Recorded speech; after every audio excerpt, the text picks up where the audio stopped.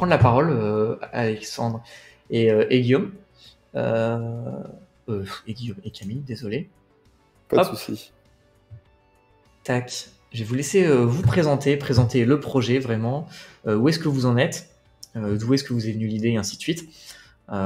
Et pendant ce temps-là, n'hésitez absolument pas dans le chat si vous avez la moindre question par rapport au projet. C'est le moment de bombarder. Moi, je vais toutes les regarder pour pouvoir justement après les poser, qu'on rebondisse dessus et qu'on interagisse par rapport à tout ça.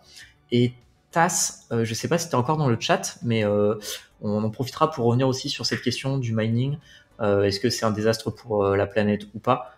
Ok, bah voilà, super. Bah du coup, ce sera aussi l'occasion de revenir un peu là-dessus. Je pense que vous avez pas mal d'arguments chez Sato pour parler de ça. Donc ce sera l'occasion aussi de répondre à ce genre de questions qui se posent de plus en plus, quoi. Voilà. Bon, je vous laisse la parole. Ok. Je t'en prie, Camille. Ouais, donc pour présenter un peu Sato, l'idée, elle est de... nous, on a développé une boîte dans l'écohabitat avec Alex, et on est parti sur un premier produit qui était de la récupération de chaleur. Donc, on récupère la chaleur des eaux usées de la douche et on chauffe l'eau froide avec. En fait, c'est un système qui est assez simple sur le fonctionnement. Et c'est des systèmes qui sont passifs et qui sont faciles à implémenter. Et on a voulu continuer dans cette optique et développer un produit, mais qui soit orienté crypto. Donc l'idée, c'était de récupérer la chaleur, mais sur des machines informatiques qui, justement, dégagent beaucoup de chaleur. Le minage de Bitcoin est extrêmement intéressant. C'était super pour nous parce que déjà, on adore l'idée qui est véhiculée derrière. Et en plus, d'un point de vue fonctionnement, c'est super compatible avec le projet de récupérer la chaleur des mineurs pour chauffer ce qui est dans la maison, on va dire. Le premier produit qu'on a fait, c'est Sato, et ça permet de chauffer l'eau d'un ballon avec la chaleur qui est dégagée par des ASIC qui permettent de miner du Bitcoin. Donc on utilise cette chaleur qui est générée par des ASIC pour chauffer de l'eau et chauffer la maison avec le chauffage. Ça, c'est ce qui est extrêmement intéressant aussi, d'un point de vue techno, on arrive à convertir quasiment toute l'énergie électrique qui est fournie dans l'ASIC en chaleur. Et donc, on a quelque chose qui est qui est très efficace en fait. On transforme complètement une résistance d'un chauffe-eau par des ASIC. Le gros intérêt, c'est qu'on va miner du Bitcoin en même temps qu'on va chauffer sa maison. Donc ça, c'est vraiment le principe de Sato. Après, c'est quoi tes questions que tu avais? Non, c'est déjà très bien le principe général. Donc ouais, c'est super intéressant de vraiment se dire que le mining produit de la chaleur, et cette chaleur-là, plutôt que de la laisser perdre et même de, entre guillemets, combattre la chaleur, parce que vous n'hésitez pas à me reprendre si je dis des bêtises, que je suis pas un mineur de profession, entre guillemets, donc voilà, j'ai pas trop touché au mining, mais souvent la chaleur, c'est même plutôt un ennemi dans le mining. On est à essayer de faire en sorte que ça monte pas trop en température pour continuer à avoir de l'efficience et tout ça. Et vous, plutôt que de vous battre contre la chaleur, vous avez décidé en fait de pouvoir l'exploiter justement. Donc ça, moi, je trouvais ça vachement intéressant. Ouais, il y a un énorme enjeu parce qu'en fait, le mining est un milieu extrêmement compétitif. Donc, quand on se débarrasse de la chaleur comme un ennemi, comme tu le présentes, en fait, tu te rends compte que tu as une entité que tu débarrasses comme c'est un déchet, alors qu'en fait, c'est énormément valorisé par beaucoup de gens. La chaleur est quelque chose d'extrêmement valorisé dans l'habitat, pour le chauffage, pour la production d'eau chaude, pour plein de choses. Donc là, le fait de le recycler, en fait, tu prends un avantage compétitif qui est assez important par rapport à d'autres, puisqu'en fait, ce déchet, il a une autre valeur. Tu as deux valeurs pour une même dépense énergétique au démarrage. Ouais, c'est ça. Et puis j'ajouterais que l'idée, c'est vraiment d'essayer de mettre ça pour que ça fonctionne avec, que ça soit compatible en fait avec les maisons et tous les systèmes de chauffage et d'eau chaude. Ça, c'était vraiment le challenge en fait, de marier les deux mondes et d'essayer de dépasser un peu certains trucs où c'est vraiment un peu do it yourself et du coup pas très répétable, avec des fois des efficacités qui sont pas ouf. Et puis avec toujours en tête le truc qu'on voulait faire un truc qui tienne des années, où tu prends pas de risque pour tes cartes. Enfin vraiment avoir un produit très très fini, comme une chaudière en fait, comme une chaudière un peu thermodynamique ou des trucs comme ça où tu te poses vraiment pas de questions, quand tu l'installes ça fonctionne. Et donc voilà, ça c'est important. Je dirais que là je voyais une question là sur les piscines municipales. En fait c'est vrai que c'est moins complexe en fait sur les très grosses installations. en soi, parce qu'en fait, tu as plus de place, tu as plus de puissance, tu as une chaufferie, tu as un local technique, et bon, tu es souvent dans un milieu professionnel, donc voilà, tu n'as pas besoin d'expliquer aux gens comment ça fonctionne, etc. Enfin, tu as moins besoin d'expliquer à Madame Michu comment fonctionne le minage, qu'est-ce qui peut se passer, etc. Et donc, mais pour la maison, ça demande un peu plus de développement en fait, de faire ça bien. Mais du coup, ça standardise, ça fait un produit un peu plus standard aussi. Ce qui est intéressant parce que, en fait, une fois qu'on a un certain volume de production, on peut beaucoup plus facilement être de plus en plus accessible, quoi. Ouais. C'est ok. Et il y a des questions. On est sur quelle efficacité entre l'électricité et la chaleur? Presque 100%, non. Il ne doit pas y avoir trop de dissipation sonore ou lumineuse. Alors, tu parles de Sato ou tu parles d'un ballon électrique classique? Par rapport à Sato, je pense. Non, en fait, vraiment, c'est assez impressionnant parce qu'on a vraiment quasiment 99% de l'énergie qui est convertie en chaleur. Alors qu'en fait, on a une partie d'électricité qui envoie de l'information, mais l'information, c'est pas quelque chose de physique. Ça n'existe pas dans le monde physique. Dans le monde physique, tout ce que ça fait, c'est générer de la chaleur. Et puis en fait, c'est un système où en fait, on n'a pas besoin de pompe ou de compresseur en général. On n'a pas de petit moteur à faire tourner pour faire balader un fluide. Enfin, c'est souvent des choses qu'on a dans des pompes à chaleur. Nous, c'est vraiment ça. Les ASIC chauffent et ça va chauffer de l'eau avec un échangeur passif. Donc, voilà, je ne vais pas rentrer dans les détails, mais en gros, voilà. Et donc, du coup, comme certains le notent, c'est super silencieux. Ça fait aucun bruit, quoi. Donc, il n'y a pas de ventilo, il n'y a pas de pompe. Vraiment, c'est des cartes qui baignent dans un bain de fluide un peu spécial et qui ensuite font un petit. Il y a un cycle qui se fait naturellement avec un changeur de chaleur, juste avec le fait que la vapeur monte. Une vapeur, ça monte naturellement par gravité, parce que c'est plus léger. Et donc, puis voilà. Donc, il y a une circulation naturelle qui se crée. Ouais, moi, parce que du coup, j'ai eu la chance d'aller vous voir directement dans vos locaux et de voir un dispositif Sato tourner. Et moi, ce que j'ai trouvé vachement chouette, c'est en fait, comme dit Skyfan, c'est, enfin, pour moi, le minage, à chaque fois que j'en vois parler et à chaque fois que j'entends des personnes qui le font, ou quand j'ai visité des fermes de minage, moi, le premier truc qui m'impressionne quand tu ouvres une porte et où derrière tu as une ferme de minage, c'est la bouffée de chaleur que tu te prends instantanément. Et c'est le bruit, le vacarme qu'il y a souvent c'est des hangars, c'est pas isolé au niveau du son et tout ça, mais voilà, le bruit et la chaleur. Et là, en fait, indirectement, vous arrivez à retirer en fait ces deux contraintes, c'est-à-dire que les gens, ils ont quelque chose qui tourne chez eux et qui peut miner, et ça dégage de la chaleur, mais au contraire, c'est ce qu'ils veulent parce que ça leur permet de chauffer, de chauffer chez eux. Ça fait pas de bruit. Enfin, vous avez vraiment enlevé beaucoup de barrières en fait. Même l'entretien, tu parlais du fluide dans lequel ça a baigné tout à l'heure. J'ai pas entendu si tu avais parlé de l'entretien, mais ça aussi c'est quelque chose qui est vachement chouette. Par rapport à l'entretien zéro de tes ASIC justement.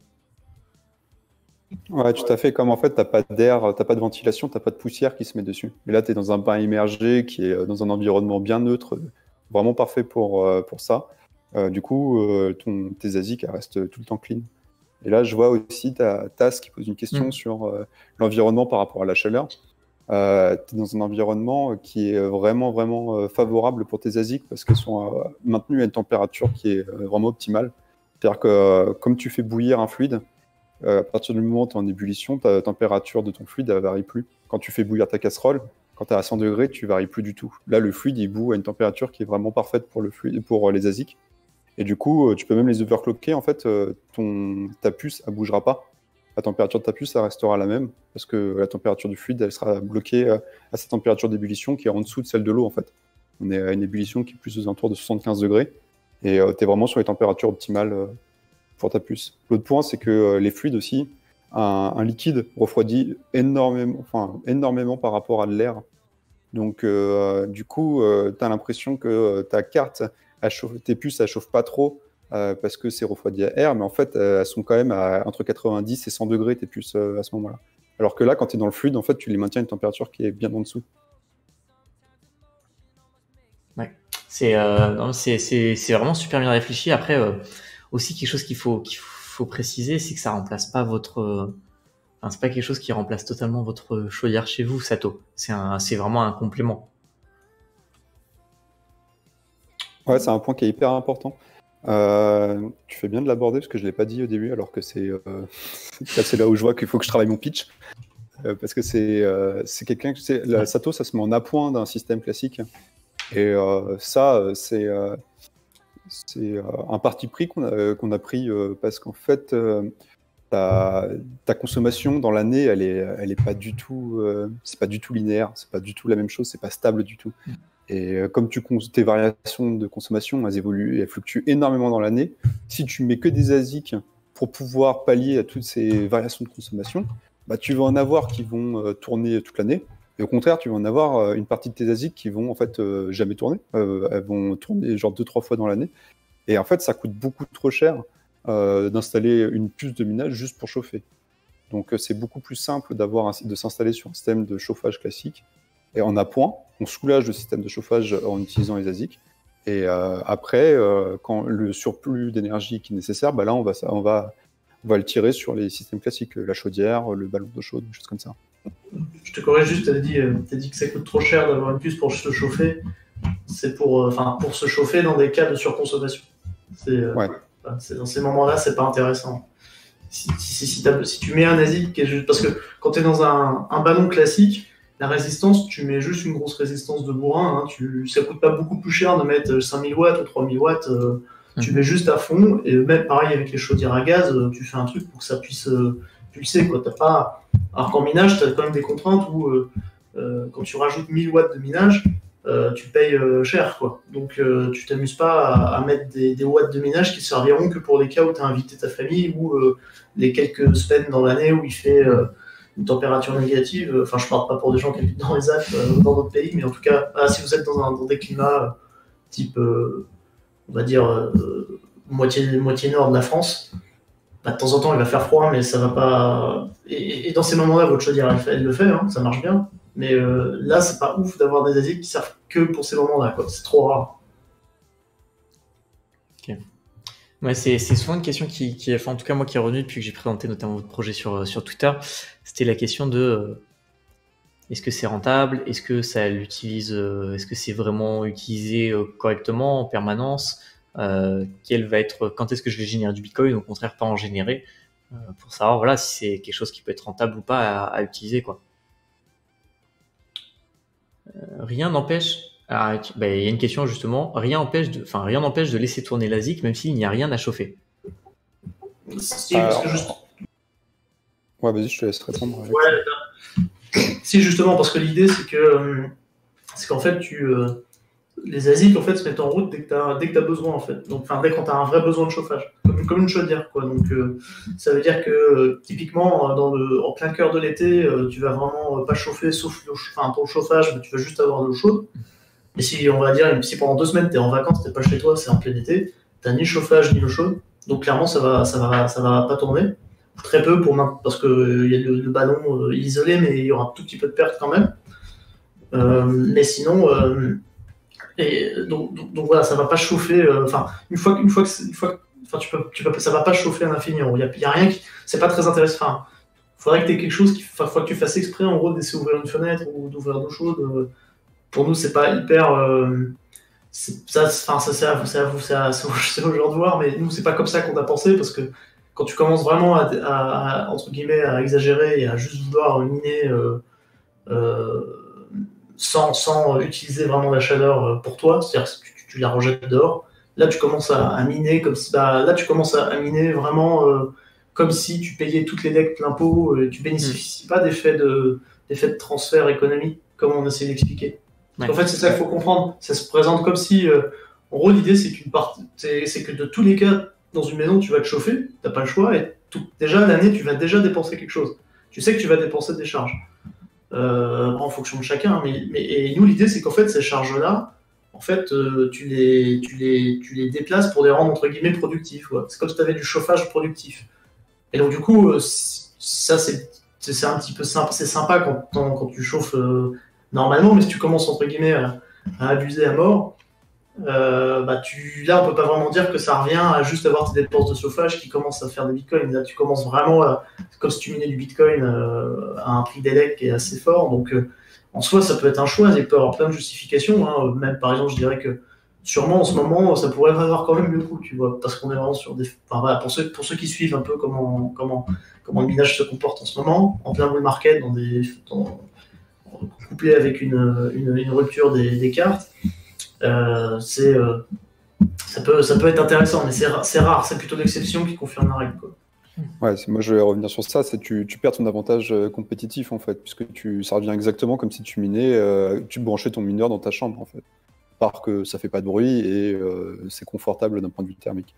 Mais c'est sûr que tu perds certains avantages et dans ce cas-là, quel est l'intérêt de miner puisque en fait c'est même pas sûr que tu sois rentable sur le long terme, enfin sur le court terme en tout cas.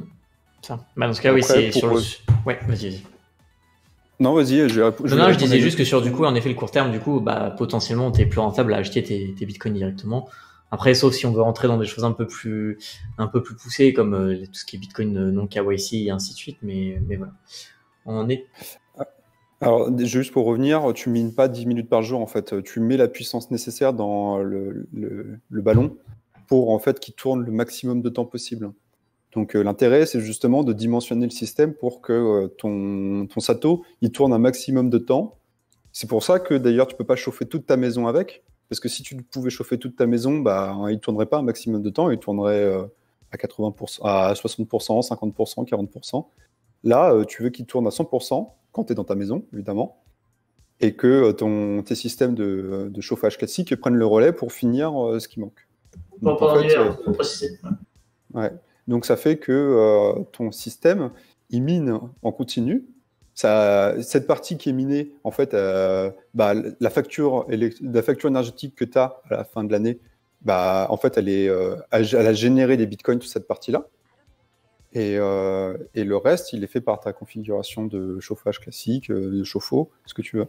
L'intérêt, c'est qu'en fait, au lieu de payer une facture à 100% élec pour de la chaleur, tu payes une facture à 30% pour juste de la chaleur et à 70% pour de la chaleur et du bitcoin.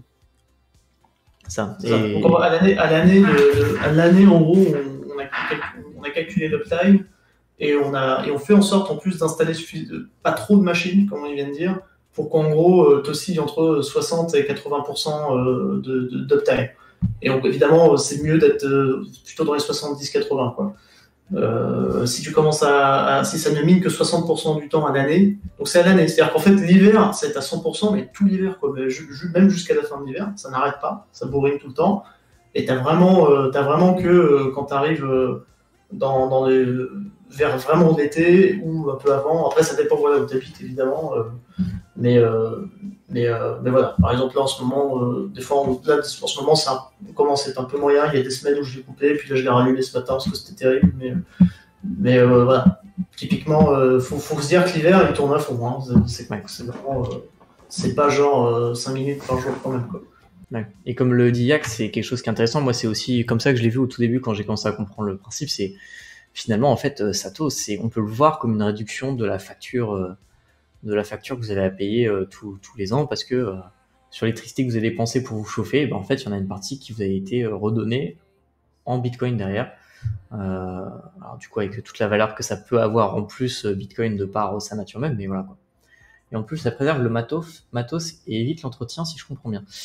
Oui, du coup, ton matos, il est bien mieux préservé et du coup, t'as pas d'entretien à faire. Donc, c'est-à-dire qu'en plus, c'est accessible à tous. Et moi, ça aussi, c'est quelque chose que j'ai trouvé génial, c'est que moi, quand j'ai vu Sato, en fait, je veux dire, je pourrais utiliser Sato. Et pourtant, j'ai jamais miné.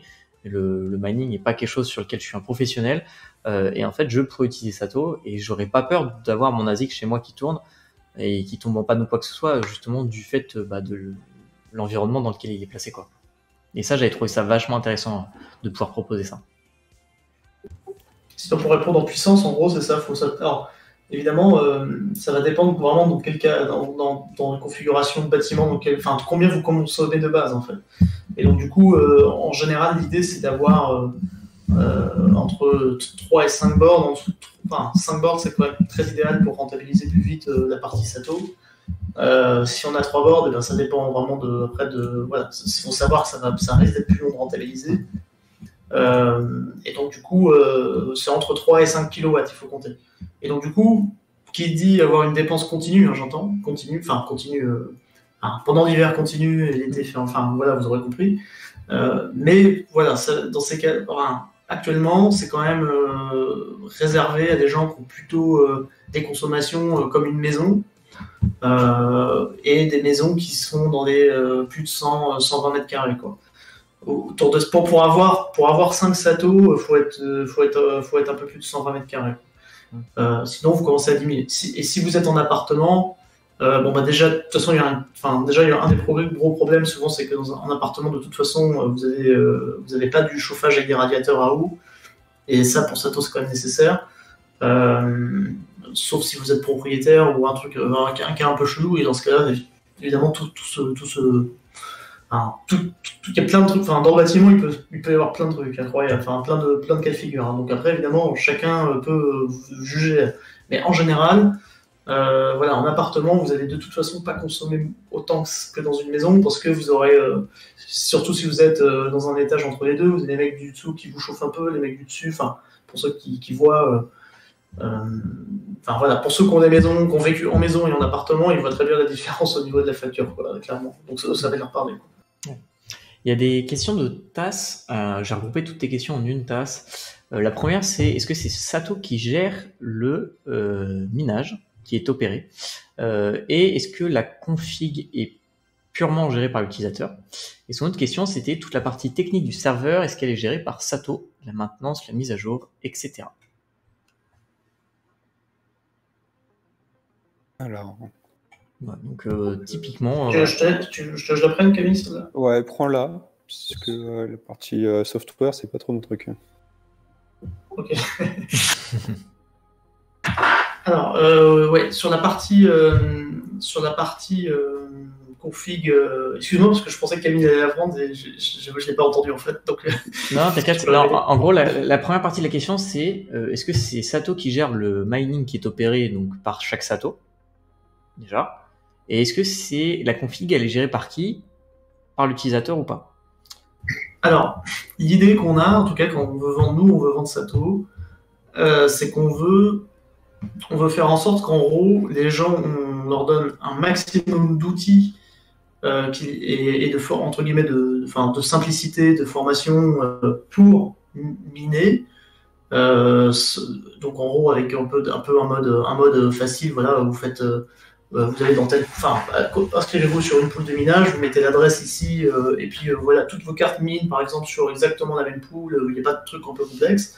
Donc l'idée c'est quand même de faire des interfaces graphiques et des expériences utilisateurs qui soient sympas, pour pas que ça soit l'enfer et en soi le minage à opérer, c'est pas ce qu'il y a de plus compliqué, hein, mais ça reste, il y a quand même une petite démarche, un petit truc, une petite formation.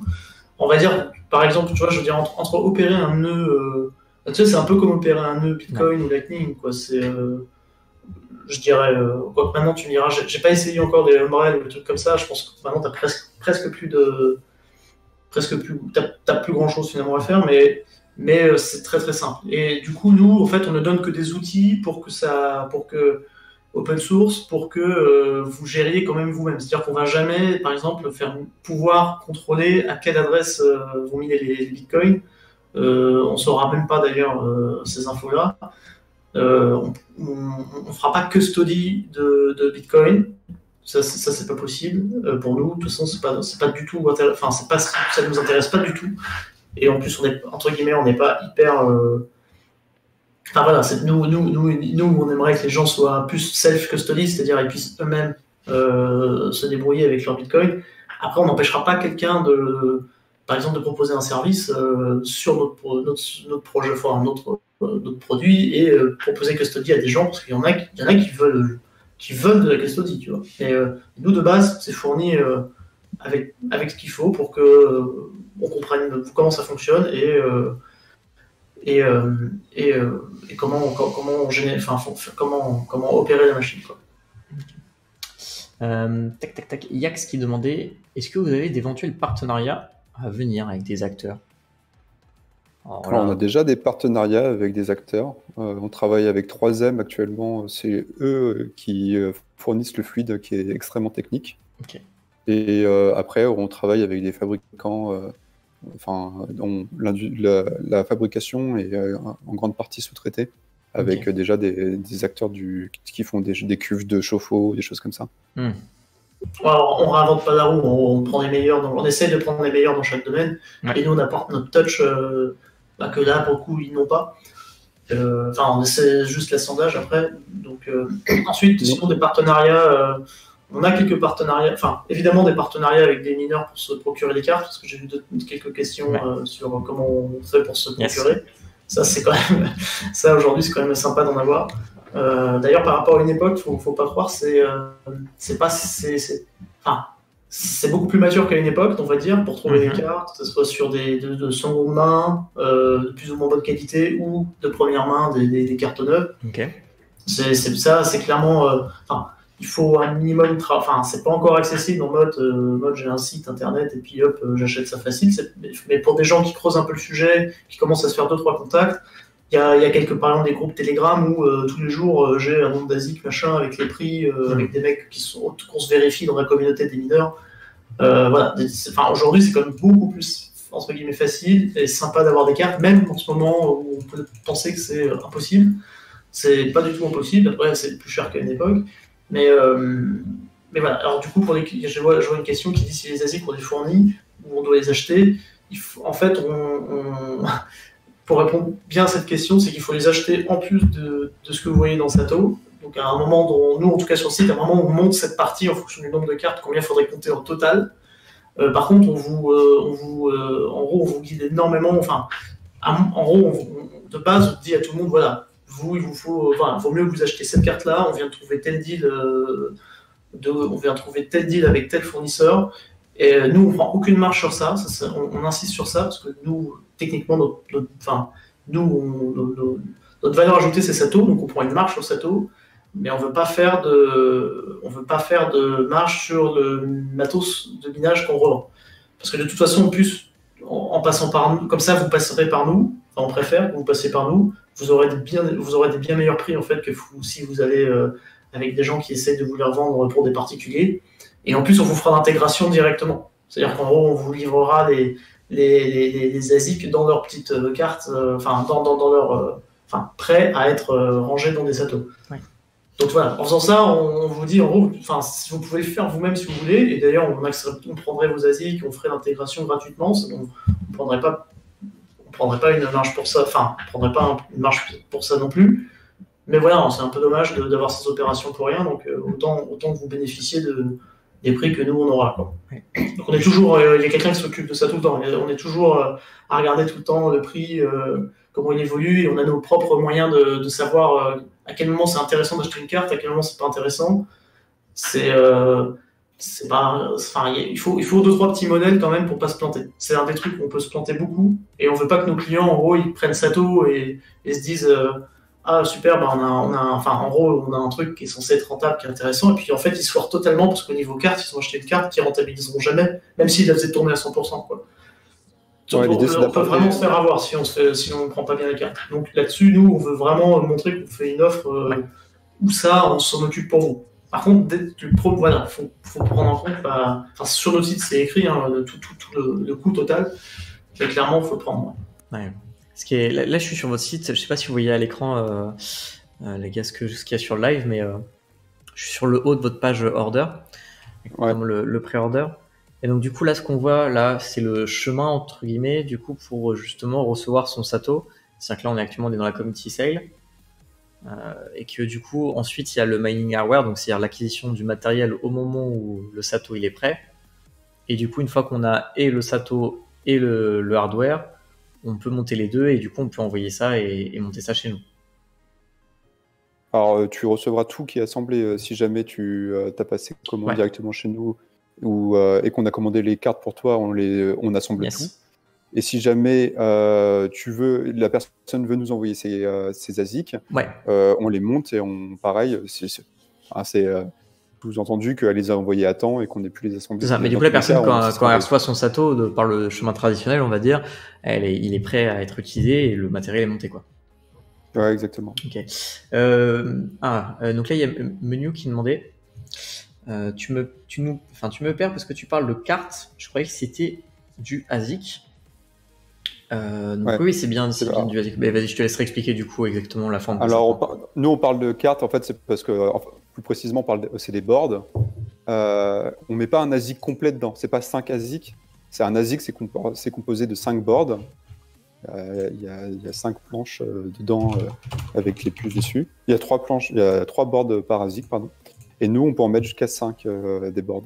Mais c'est pour ça qu'on parle on parle de board. En fait, c'est le sous-élément de l'ASIC qu'on appelle comme ça. Ouais, c'est quelque chose qu'il faut, je pense, qu'on travaille justement parce que Ouais. c'est pas forcément intéressant entre guillemets pour quelqu'un qui connaît rien, qui connaît pas grand chose au minage, qu'on aille dans ce niveau de détail en fait. En tout cas, je vois que c'est super que tu nous montres que c'est un peu, Pas on clair. se perd un peu parce que du coup quand on parle en board, on pourrait ou en carte, on pense en GPU. Nous, on parle des dashboards parce que c'est ça le cœur d'un ASIC en fait, c'est des dashboards, c'est plus le petit contrôleur, mais nous, vous avez compris, on n'a pas besoin de ce qui est autour, c'est-à-dire la caisse en aluminium qui encadre les ASIC et les ventilateurs qu'il y a de chaque côté, parce que ça, c'est pour le refroidissement à air justement. Donc, nous, on prend que entre guillemets, on prend que ce qui est intéressant. J'ai une question qui est assez intéressante là, c'est est-ce que c'est rentable en plein bear market? Ouais. Ça, c'est hyper clé. C'est ce qui est super intéressant avec Sato, c'est qu'en fait, quand tu mines avec Sato, tu le mines pour te chauffer, contrairement à un mineur professionnel qui, lui, doit payer ses charges d'électricité. C'est-à-dire qu'en fait, un mineur professionnel, il va dépenser de l'énergie pour pouvoir faire tourner ses ASIC. Il va devoir vendre ses bitcoins ou une partie pour pouvoir avoir du cash et payer sa facture d'électricité à la fin du mois. Toi, quand les utilisateurs de Sato, en fait, vont faire tourner leur Sato pour pouvoir miner du Bitcoin, mais comme ils n'ont pas cette obligation de vendre leur Bitcoin, parce que, en fait, c'est une dépense qui était déjà là, qui était déjà présente à la base, tu peux les stacker. Et en fait, comme toi, pendant la période du bear market, tu vas pouvoir miner plus de Bitcoin, parce qu'il y aura moins de machines qui seront présentes, il y aura moins de compétition, parce que les gens seront moins rentables, et il n'y a que les plus rentables qui vont pouvoir continuer de miner. Et en fait, grâce à ça, au moment où Bitcoin repasse en bull market, en fait, tu as un stack de Bitcoin qui, d'un coup, devient super intéressant. Ça, les simulations, elles le montrent super bien, et en fait, ça devient une énorme force de pouvoir miner en bear sans avoir l'obligation de vendre, contrairement à la plupart des acteurs du marché. J'affiche sur le stream, je sais pas si vous voyez tous bien sur le stream le site, mais là on est sur justement un simulateur, vous pouvez regarder selon quelques paramètres. Donc là j'ai mis quoi? J'ai mis une maison de 120 mètres carrés avec, j'ai mis combien de personnes? J'ai mis 3 personnes qui vivent dans la maison. Il y a quoi? Il y a 5 boards du coup, 5 cartes. Voilà, j'ai mis des Antminer par exemple les 7, on peut mettre des S9, on peut mettre depuis combien de temps là. Donc là par exemple si on l'a depuis 4 ans, si ça fait quelques temps qu'on a Sato, vous auriez accumulé 2,45 Bitcoin. Donc du coup, c'est des bitcoins qui s'accumulent comme ça petit à petit. Et comme justement disait Camille, en fait, en bear market, vous allez avoir de plus en plus de mineurs qui vont peut-être capituler, qui vont peut-être arrêter leur machine. Et c'est justement le moment où vous allez peut-être accumuler, vous, le plus de bitcoin. Après, du coup, il faut avoir aussi une vision long terme sur tout ça. Faut croire en bitcoin, tout simplement. Mais si vous êtes... tu peux pas... Mais c'est ça, de toute façon, tu te lances pas dans un projet comme ça si tu crois pas en Bitcoin, je pense. Ouais, tu peux pas être bearish très long terme. Si voilà. t'es bearish long terme, c'est vraiment tu te dis là on va redescendre et puis on va jamais remonter d'ici 20 ans. Ouais, on va dire que ton risque est beaucoup, entre guillemets, plus élevé, quoi. Exactement ça. Donc c'est même t'es moins impacté qu'un trader. En fait, tu raisonnes plus. Là, ce que j'essaie de recoller aussi à des gens pour que l'image leur paraisse claire. Et pour ceux qui connaissent le dollar cost averaging, le DCA, pour vous, c'est un peu comme si à chaque fois que vous payez votre facture, en fait, à la fin du mois, pour votre consommation, il y a une partie que vous mettez en Bitcoin. En gros, c'est comme si vous faisiez du DCA, mais pris déjà sur votre facture. Donc, vous n'avez pas à en mettre beaucoup en plus. Enfin, mais pour ceux qui sont à l'aise avec cette notion-là, et donc du coup, c'est vraiment un regard. Enfin, t'es assez différent du trader dans ce sens-là. Du coup, il y a une sorte de DCA qui devient plus sympa en bear. qu'en bull, quoi. Et puis il y a aussi ce truc en plus. Alors, ça, je sais que ça concerne pas tout le monde et que c'est une petite partie de la communauté crypto et ainsi de suite, mais c'est quelque chose peut-être sur lequel vous serez sensibilisé plus tard. C'est qu'aussi, du coup, quand vous faites du minage, c'est des bitcoins qui sont non KYC. Et voilà, c'est pas quelque chose qu'on vendra au grand public, mais là, justement, on peut en profiter aussi d'être entre nous pour rentrer un peu plus loin dans les choses. Mais le fait que ce soit non KYC, que ces bitcoins-là, ils appartiennent à personne, enfin, on sache pas à qui ils sont, ça peut être aussi bien dans une optique plus tard. Soit si vous voulez faire votre accident de bateau pour éviter le fisc. Ça, tu vas direct. soit si voilà, juste vous êtes quelqu'un qui est un peu dans cette mouvance. On parlait de cypherpunk avant, donc qui est un peu dans cette mouvance-là, à pas vouloir qu'on puisse suivre votre vie privée, à vouloir justement avoir un gros respect de cette partie-là. Et ben vous pouvez voir de la valeur en fait dans des bitcoins non KYC. Et donc du coup, ça a un intérêt encore plus. C'est donc KYC si tu les envoies sur une adresse clean. Alors oui, Emilio, en effet, dès que tu les envoies sur une adresse qui est reliée, enfin qui est KYC, tes bitcoins ils sont reliés et c'est mort. Il faut savoir le faire, en effet, la gestion de trucs non KYC, mais c'est pas. Et puis il faudra faire attention aux pools que tu choisis aussi, parce que, en tout cas au début, il faudra choisir une pool qui existe déjà, qui est déjà bien établie, parce que c'est pas le choix, hein, clairement au début. Et donc voilà, tu aurais le risque que la pool, entre guillemets, dise lui il a du bitcoin, je sais pas quoi. Je crois qu'aujourd'hui elles sont pas encore trop emmerdées, mais ça peut venir. Nous après l'idée c'est justement s'il y a un nombre de satos qui commence à être suffisamment important, parce qu'en fait les satos fassent une sorte participent à une sorte de pool pair à pair, auquel cas il y aurait passé une pool sans serveur en gros, et où chaque sato en fait fait des blocs candidats et les soumet.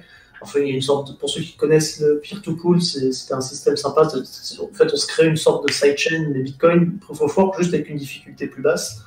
Et en fait, on mine dessus, et à chaque fois, il faut rappeler les rewards des mecs d'avant. Bref, je m'étale pas sur les détails, mais ce qui est intéressant, par contre, ça c'est un peu sur de la vision long terme, mais c'est que ça serait génial si en plus, ces machines qui sont décentralisées physiquement deviennent en plus, minent, soient autonomes et minent en faisant eux-mêmes leur bloc candidat et en se passant d'une pool centralisée, quoi. Ouais. Ça, c'est un peu notre idéal, notre rêve pour plus tard.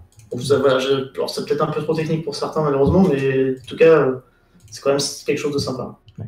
En tout cas, ça va vraiment dans la vision qu'on a. On cherche franchement à décentraliser le minage. Actuellement, il y a quasiment 70% qui est centralisé en Chine. Et on sait que... le minage pour l'instant est accepté, mais par exemple Bitcoin n'est pas accepté. Le trading de Bitcoin n'est pas accepté parce que ça fait on va dire de l'ombre au yuan. Mais si un jour on décide que le minage aussi est quelque chose qui ne convient pas, ou si on décide d'avoir une pression politique pour influencer le minage, ça devient problématique. Donc c'est pour ça c'est un enjeu assez important de démocratiser une technologie du coup qui peut vraiment être compatible avec du mass market. Et du coup, qui aurait un impact de décentralisation qui serait extrêmement important sur ce sujet-là. Et aussi de pousser la vision, comme l'a expliqué Alex, donc ne pas centraliser ça sur des pools de minage classiques, mais aussi de faire du peer-to-pool qui permettrait d'avoir aussi la pool qui est décentralisée. Ouais, surtout que c'est des choses qui pourraient arriver. Enfin, je veux dire, là, tu as parlé de pays qui veulent influencer sur le minage ou quoi que ce soit. On a l'exemple qui est arrivé il n'y a pas si longtemps que ça, avec... c'est le Venezuela qui a nationalisé la pool de minage, enfin le mining chez eux. Donc du coup, tu as le droit de miner au Venezuela si tu veux, mais si tu veux miner, il faut que tu passes par la pool de minage officielle du gouvernement, quoi. Donc ça pose quelques questions par rapport à tout ça. Donc en effet, c'est sympa de pouvoir avoir aussi une vision long terme sur cette décentralisation et ainsi de suite. Il y a une question de Satoshi Girl. Je crois que vous avez déjà posé pas mal de questions par rapport au projet, qui est pas mal intéressé par votre projet. Et là, qui dit, j'ai oublié une question. Est-ce qu'il y a la possibilité de se faire livrer quelque part sans donner notre adresse? Alors, ouais, sur celle-là, c'est pas sans livrer ton adresse. En gros, l'idée, enfin, il y a plusieurs manières en fait de ne pas donner ta vraie adresse. En fait, nous, on est une entreprise et on doit livrer, on fait un contrat. Enfin, quand tu achètes quelque chose, on se doit livrer quelque chose à une adresse et on est obligé quand même on est quand même obligé de livrer quelque part. Donc à un moment, il faut bien en donner une. Et voilà, je précise évidemment que même si nous, on va essayer de faire le maximum pour faire pour que ça fuite le moins possible, on est obligé de facturer, et donc on est aussi obligé de prendre des noms, des prénoms, etc. Et donc, mais ça, enfin, on va dire, ça c'est inhérent à toute entreprise. Et nous, là-dessus, je crois que c'est James Dunlop qui a déjà, qui a donné une sorte de guide du cypherpunk sur comment on fait en fait dans ces moments-là. C'est un peu chiant, mais bon, après, voilà, être full. De toute façon, ça demande pas mal de travail, hein, d'être extrêmement anonyme, mais c'est en fait d'avoir une société qui fasse écran. En fait, c'est que vous possédiez une société. Après, jusqu'où vous allez sur l'obfuscation de ensuite à qui elle appartient, etc. Mais en gros, voilà, si vous achetez au nom d'une société dont vous avez d'une manière ou d'une autre le contrôle, bah là vous donnez une adresse. Si vous pouvez donner l'adresse, en adresse de livraison, vous pouvez donner ce que vous voulez. Vous pouvez donner l'adresse du plombier qui l'installera ou d'un copain ou d'un truc à côté. Pour pas qu'on retrouve votre maison, par exemple. Après, voilà, sachez quand même, c'est un gros bébé, hein, c'est pas un ledger, le truc. Donc, après, c'est à vous de voir. Mais voilà, il y a des possibilités, mais voilà, ça c'est. Enfin, de toute façon, vous allez ce problème-là à chaque fois que vous allez vouloir vous faire livrer quelque chose chez vous. Nous, on peut entre guillemets. Nous, on pourra rien dire à ça. Hein. Si on voit une société, un truc et tout, au contraire, on est content, tu vois. On dit, ah bah ouais, voilà, c'est un mec qui fait gaffe et tout. Mais à un moment, voilà, nous, si jamais il y a, je sais pas, il y a un souci, une garantie ou un truc, etc. Voilà, on est obligé d'identifier l'acheteur et de. Mais voilà, c'est d'identifier l'acheteur, mais pas en mode KYC avec carte d'identité et trucs. C'est juste un nom, un prénom. Nous, légalement, en gros, on nous demande un nom, un prénom, une adresse. Donc après, vous faites ce que vous voulez. Vous pouvez donner une fausse. Hein. Nous, on pourra pas, on n'aura pas d'obligation de vraiment vérifier énormément. Mais bon, si vous donnez une fausse adresse et que c'est pas livré, après, ça va être compliqué. Donc voilà, vous voyez, c'est à vous de voir jusqu'à quel point vous allez. Mais au moins, que vous sachiez ce que nous, on est, entre guillemets, obligés de prendre. Évidemment, nous, tout ce qui est adresse, nom, machin, etc., on ne les met jamais sur un serveur ou un drive en ligne ou un truc quoi, etc.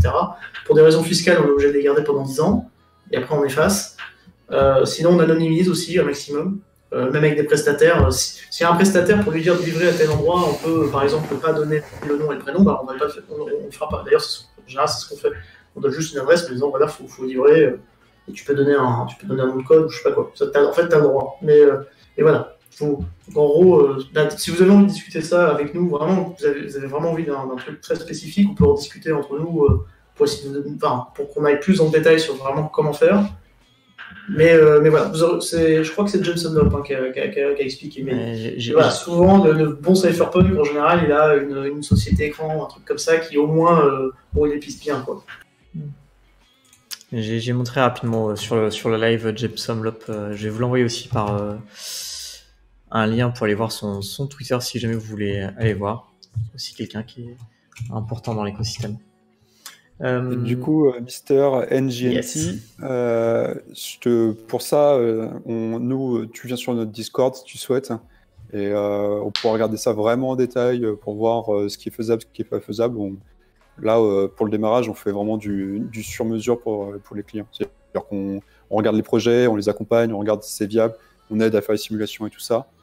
On vérifie que les installations existantes, ça s'installe avec notre système.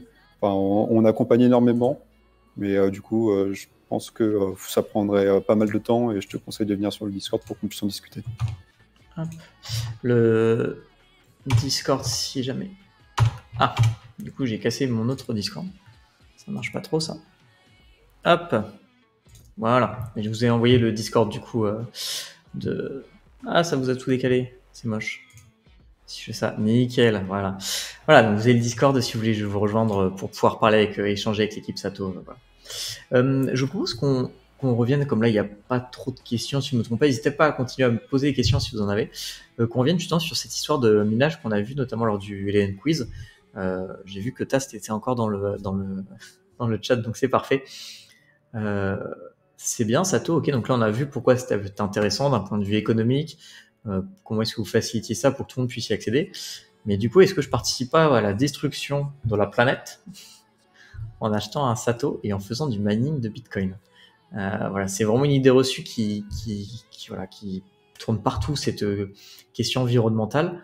Vous, si vous deviez répondre à ça en quelques arguments, enfin vos arguments forts pour répondre à ça, c'est quoi? Alors déjà, le premier point, c'est une personne qui dit que Bitcoin ça pollue, c'est quelqu'un qui n'arrive pas à percevoir la valeur que ça génère en fait Bitcoin. Personne n'a remis en question la pollution de Netflix parce qu'en fait tout le monde comprend que c'est du divertissement, c'est un plaisir. Alors que pourtant, d'un point de vue écologique, on pourrait se poser la question de est-ce que le divertissement est nécessaire? Est-ce qu'on peut en péril l'écologie en fonction du divertissement? La question, elle est là. Enfin, déjà là, il y a un premier point. Après, pour répondre au FUD où tout le monde s'excite en expliquant que Bitcoin, ça consomme autant que des pays entiers, quand on apporte une solution où en fait, toute l'énergie qui est dépensée dans le minage est utilisée pour en fait chauffer sa maison, actuellement, c'est vraiment ce qu'on propose. Alors, en fait, la question, elle se pose même plus. C'est-à-dire, on peut même pas dire Bitcoin ça pollue, puisqu'en fait, Bitcoin ça chauffe la maison. Après, que ça sécurise un réseau et que ça apporte, qu'on laisse le temps en fait aux gens de comprendre et de maturer leur réflexion pour se dire ah ok en fait Bitcoin ça a aussi cet intérêt-là. Il y a une solution évidente, c'est de dire de toute façon Bitcoin en fait ça chauffe les maisons maintenant. Ouais, de manière plus générale, nous, c'est un peu notre pari d'aller sur la maison. C'est aussi lié à toute notre histoire, on s'y connaissait. Donc, on a tout de suite vu le lien. Et nous, on pense clairement que ça peut être un produit qui vraiment qui se vend en masse. Alors après, peut-être pas aussi en mode vraiment miner vos bitcoins et tout, puisqu'après, Madame Michu, c'est plus compliqué de lui expliquer, mais elle pourrait, entre guillemets, à son insu, elle aurait une récompense d'une autre manière, etc. Bref. Mais de manière générale, plus profondément, comme on l'a dit, nous, sur quoi on se base? On se base sur le fait qu'un ASIC, ça produit de la chaleur.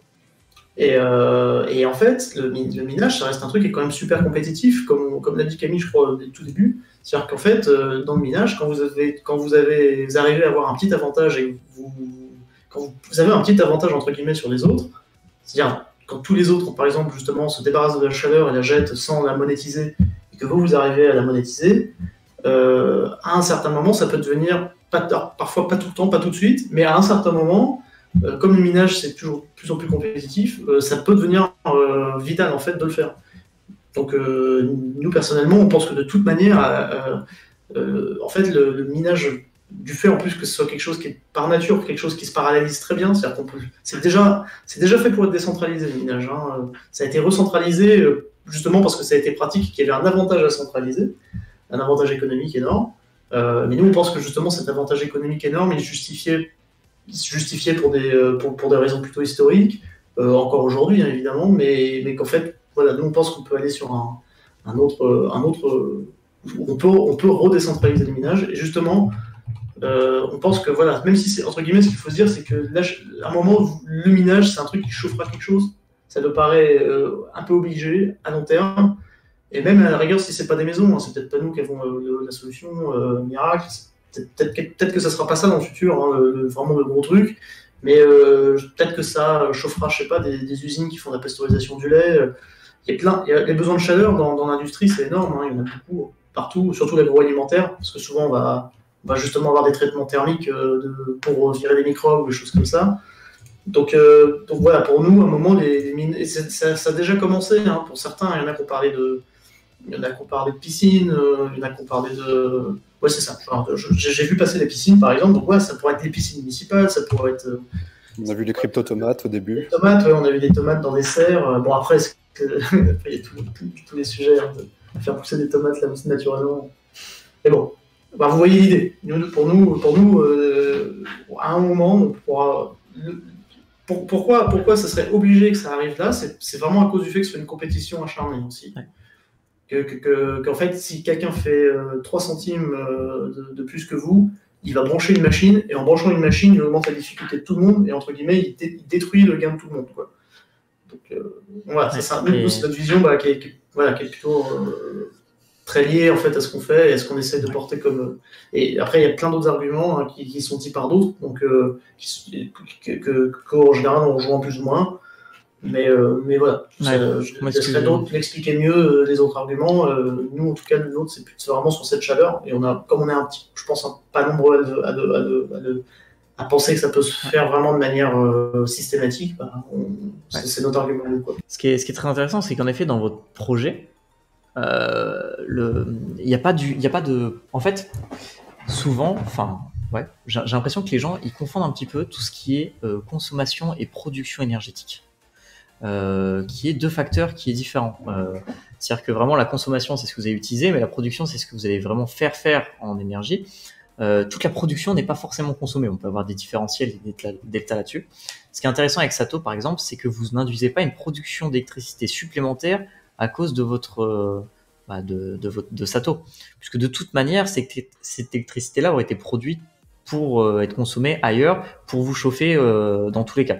Donc vous avez même carrément pas du tout de perte en énergie, donc écologique.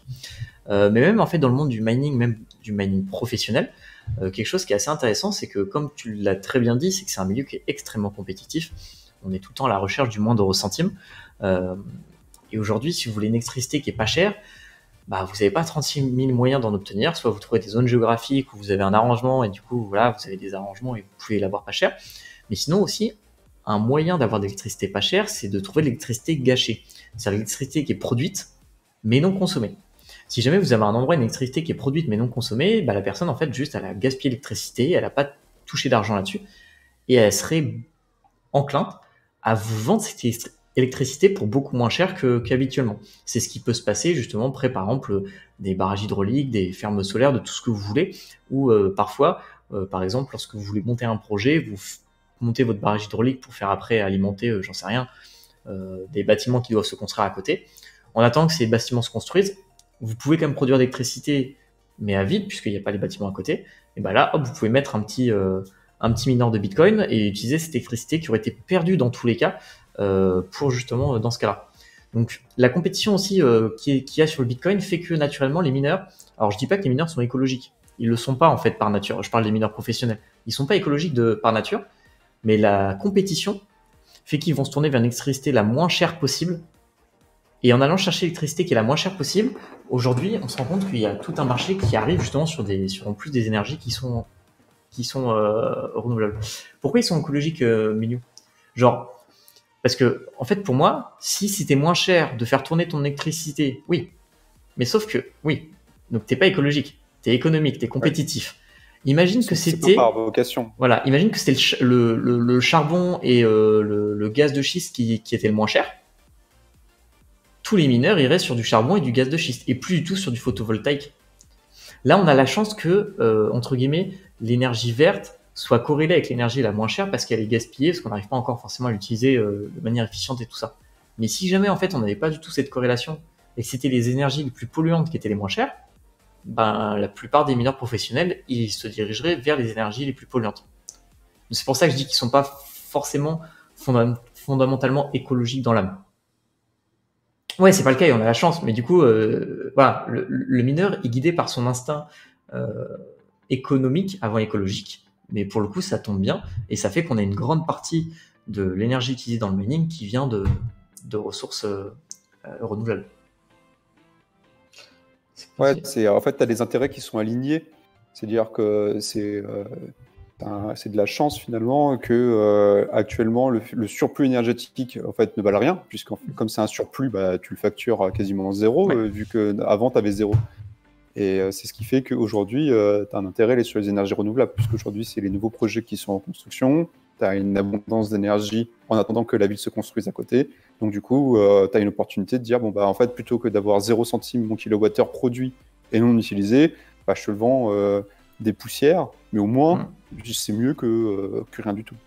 Vu que c'est un problème d'offre et de demande, bah, il n'y a personne autour, donc il n'y a pas de demande. Donc en fait, du coup, le prix de l'offre, il est très bas. Mais il n'y a pas une vocation à être profondément écologique des mineurs, c'est purement de la grid en fait, c'est purement le fait de se dire je peux l'avoir moins cher et avoir un avantage compétitif par rapport aux autres. Il y a une question de TAS, juste parce qu'en plus ça reprend du coup Sato, qui demande, c'est-à-dire qu'un ASIC ou une résistance électrique, c'est la même efficacité. Je pense que c'est par rapport au taux de conversion de chaleur justement de Sato, le fait que vous remplaciez la résistance. Alors, pour comprendre en fait ce qui se passe dans un ASIC, l'information, c'est un déplacement d'électrons. Et grosso modo, dans le monde de physique. Ton déplacement d'électrons, il se fait soit dans dans des éléments résistifs, ça dégage de la chaleur seulement. Et un ASIC, ça se comporte comme un élément résistif. Les 1% que tu perds là, c'est uniquement lié au. Tu dois avoir deux condenseaux et une bobine, mais toute petite sur un ASIC. C'est juste ça, mais le gros de l'énergie qui passe et qui est transformée, c'est dans l'ASIC, la petite puce noire que tu vois sur les cartes. Et cette petite puce noire, elle se comporte purement comme une résistance. Donc en fait, ça revient à ce côté plein de petites résistances qui fait une grosse résistance électrique. C'est pour ça que tu as un taux de conversion qui est aussi élevé. Et en plus, comme on immerge tout, à savoir les cartes qui minent et le transformateur, du coup, tu as tout toute la chaleur qui est dissipée, elle est convertie, elle est envoyée dans le ballon. Ça, faut essayer d'imaginer que d'un point de vue énergétique, c'est un truc qu'on appelle la conservation de l'énergie, c'est un des principes fondamentaux, c'est qu'en gros, quand tu mets de l'énergie quelque part, en fait, elle disparaît jamais, elle est forcément transformée. Enfin, c'est-à-dire qu'on la retrouve à la fin, si on fait un bilan. Et donc, du coup, quand tu injectes de l'énergie électrique quelque part, tu n'as pas 36 solutions. En fait, soit c'est un moteur et ça fait de l'énergie mécanique, c'est-à-dire que ça déplace de la matière, quoi. Comme un moteur électrique de voiture, tu as un truc qui tourne, qui peut transmettre une force. Soit tu vas avoir justement juste de la chaleur, soit tu vas avoir du rayonnement, avec des trucs qui irradient, et qui envoient des photons. Soit tu auras du champ magnétique, parce que c'est aussi quelque chose, mais voilà, ça va se transformer sur ça, rayonnement, champ magnétique, mouvement, ou chaleur directement. Et donc dans le cas de l'ASIC, tu vois bien, le truc ne bouge pas, il n'y a rien qui bouge. En champ magnétique, comme on te l'a dit, les 1%, en fait, c'est ça, c'est un tout petit bout de champ magnétique, parce qu'il y a 2-3 composants qui en créent. Et donc voilà, comme vient de dire Camille, c'est résistif, donc le reste, c'est de la chaleur, quoi. Et tu peux pas avoir 1000 watts quelque part, et hop, rien. Tu vois, le truc est froid, ça bouge pas, il n'y a pas de champ magnétique, il n'y a rien. Tu vois. Ça, c'est impossible. Ça. L'information, c'est juste un déplacement d'électrons, mais en fait, c'est la même chose que ce qui génère le déplacement d'électrons, c'est ce qui génère des frottements, et c'est ce qui génère de la chaleur, en fait. C'est l'élément résistif, c'est ça. Voilà. Est-ce que ça répond à peu près à tes questions, Tass ? Après, Yax et Menu, vous êtes partis sur un débat qui est trop lent pour moi. Là, vous sortez de mes domaines de compétences pour parler de la question de est-ce que le renouvelable pollue ou pas la création du côté intermittent et tout ça. Mais voilà. Mais c'est super intéressant. On le sait bien que le mining est un sujet qui porte assez souvent à polémique. Et donc du coup, vous chez Sato, j'imagine que c'est un sujet que vous devez quand même rencontrer. Peut-être pas au tout début parce que c'est principalement des gens de la communauté crypto quand même qui connaissent votre produit et donc qui sont peut-être un peu plus alertés sur toutes ces problématiques-là. Mais j'imagine que vous en rencontrez quand même déjà dès aujourd'hui et que vous allez rencontrer de plus en plus de ce genre de questions. Tout à fait. C'est un projet qui nous tient à cœur, hein, si tu veux. Je crois qu'une des phrases qu'on a dans la culture d'entreprise, c'est on veut participer à la transition énergétique. C'est un des statements pour lesquels on a créé la boîte. Hein. C'est-à-dire qu'on veut être un acteur qui favorise la transition énergétique. Maintenant, on n'est pas avec Alex, on n'est pas trop dans l'idéologie. Ça veut dire qu'on n'a pas envie de forcer les gens à penser d'une manière et en disant c'est ça la solution. Et ce qu'on a voulu faire, mais même avec la première partie de la boîte, avec Wise Element, c'est plutôt d'apporter des solutions qui sont tellement évidentes qu'on se dit, mais ouais, en fait, je vais faire ça. Mais en fait, un peu le même principe que sur Bitcoin, c'est la grid personnelle qui se dit, mais moi, je veux faire ça parce que c'est plus avantageux pour moi. Et en fait, je participe à l'environnement, je participe à l'écologie comme ça. On ne veut pas que ça soit quelque chose d'idéologique et où les gens, finalement, ils dépensent de manière pas forcément intéressante. C'est pas intéressant, mais c'est juste pour dire, je fais ma part. On se dit, c'est pas comme ça qu'on va vraiment changer les choses. Alors que si on apporte une solution où les gens font des économies et en plus ils participent à l'environnement, la question, elle se pose pas franchement. Yes. Il n'y a pas de souci à souhait. On pourra refaire une émission consacrée vraiment au fait que le mining soit vert ou pas vert. Ça peut être intéressant. C'est vrai qu'il y a beaucoup de choses à dire là-dessus. Aujourd'hui, le moyen de production qui produit le moins de CO2 pour une même quantité d'électricité, c'est le nucléaire. Le réacteur de fusion nucléaire soit lancé. Okay. Perso, aucune idéologie, juste du pragmatisme. Ouais, mais c'est intéressant, c'est quand tu...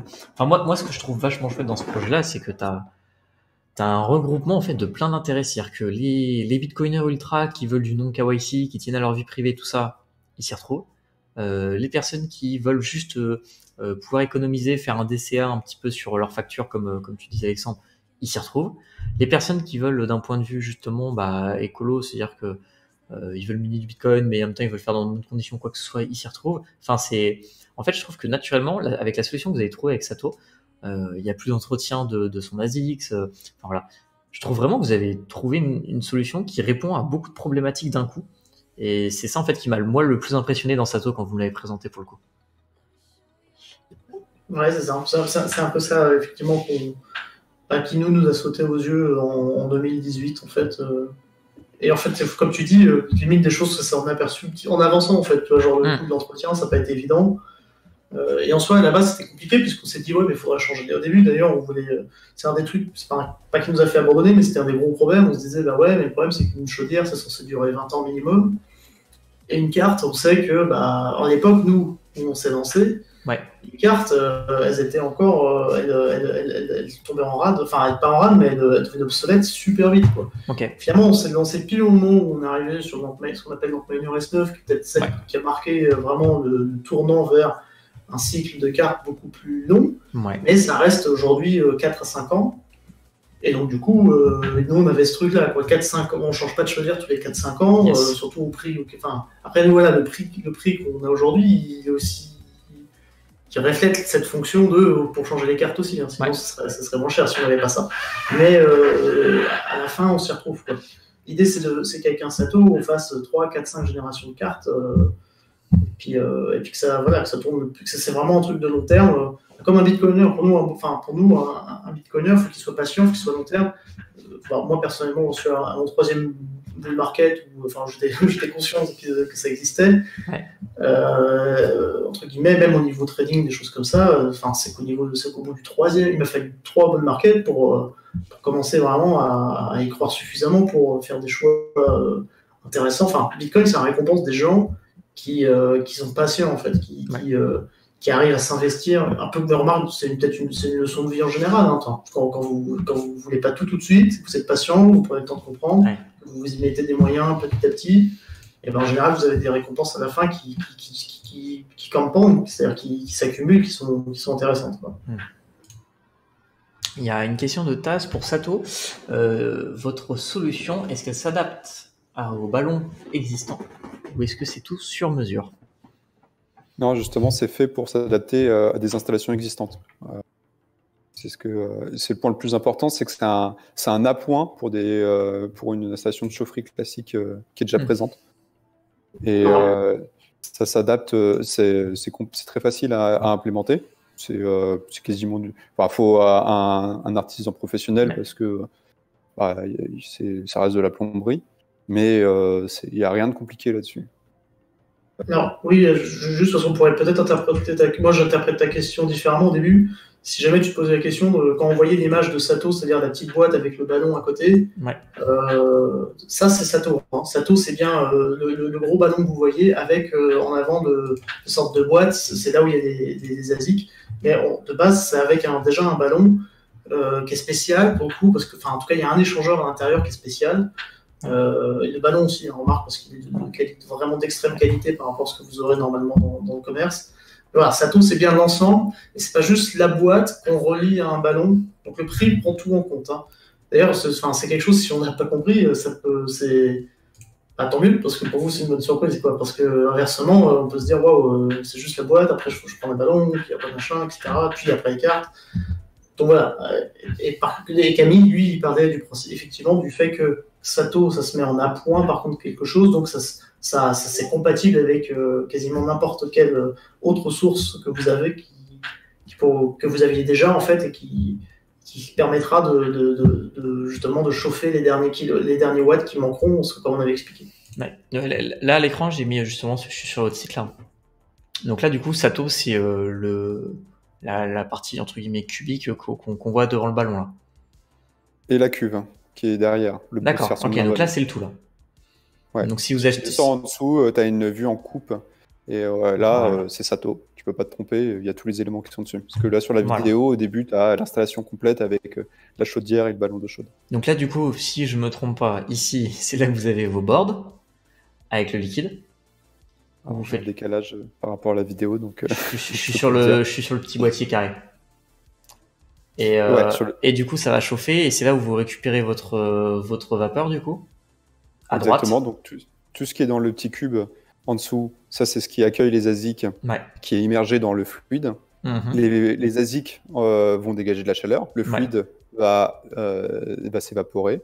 Et après, on a un tuyau qui va directement dans le ballon qui est à droite, Ouais. donc qui est vraiment la cuve qui est assez haute. Et là, le fluide en fait va chauffer et va retourner dans la petite boîte où il y a les ASIC. En fait, Ok. on fait une boucle comme ça où on chauffe, ça s'évapore. Ça va la vapeur va dans le ballon et cette vapeur va se condenser pour devenir du liquide en fait et va retourner dans la cuve. Yes. Ok. Et du coup, ça parlait carrément tarif. Ça demandait. T'as ce qui est arrivé de ça.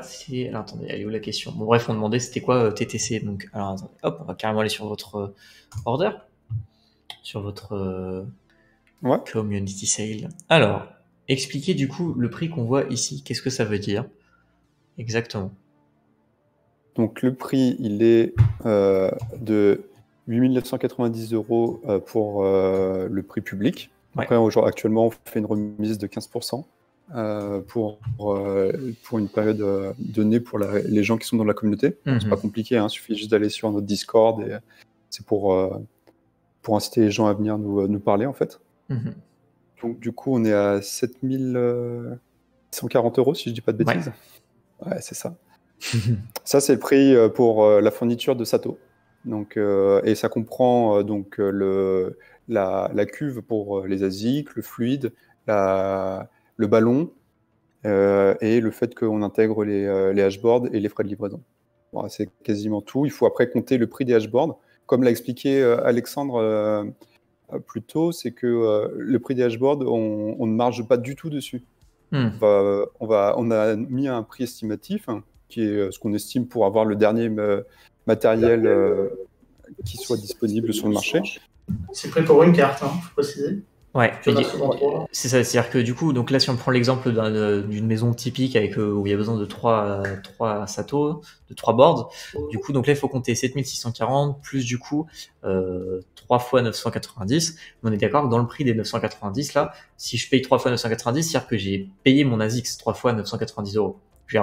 Une fois que j'ai payé ces 7640 plus mes 3 fois 990, c'est-à-dire que j'ai un Sato qui est fonctionnel livré chez moi. Ouais, c'est ça. Il faut prendre les deux. On aurait pu, en fait, peut-être ça aurait été peut-être plus clair pour des gens de mettre tout en un seul prix, mais en fait, en fonction des maisons, le truc, c'est que vous avez quand même, comme on a dit, on a voulu laisser un truc un peu plus qui s'adapte en fait aux besoins. Et donc, du coup, on a quelque chose qui. Voilà, on a 10 par hashboard. Et donc, du coup, voilà, ça, c'est un prix qui peut paraître assez élevé. Mais qui, voilà, comme on a dit, qui est déjà justifié par le fait qu'on n'a pas grand-chose comme volume pour le moment. Donc, et quand on fait des produits comme ça, il faut enfin voilà, si on n'en a pas plusieurs milliers, hein, parce que même une centaine, c'est pas beaucoup. Hein. Si on n'a pas plusieurs dizaines de milliers, on n'a pas accès vraiment à des technologies qui permettent vraiment de baisser les coûts comme des malades. Et donc du coup, ça va être, ce prix va faire que ça sera rentable dans certaines configurations qui seront plus limitées. Comme je disais, voilà, comme je disais, en général, il faut au moins que vous ayez une maison, quoi. Et typiquement une maison, comme j'ai dit, qui est un peu plus de 120 mètres carrés. Quoi. Donc malheureusement, ça limite. Hein, c'est-à-dire que les appartements, ça sort, les petites maisons. Entre guillemets, ça sort. Alors attention, comme on vous a dit, nous clairement, on veut pas vendre quelque chose à un client et qu'après il regrette et puis qu'après ils se disent putain, en fait, c'était beaucoup trop cher. Nous, ça nous intéresse pas un client qui après se rende compte entre guillemets qu'on serait foutu de sa gueule et qu'on lui a pas tout dit. Nous, clairement, on veut pas que les gens achètent par erreur. Donc on leur dit dès le début, attention. C'est pour ça si vraiment vous voulez nous voir.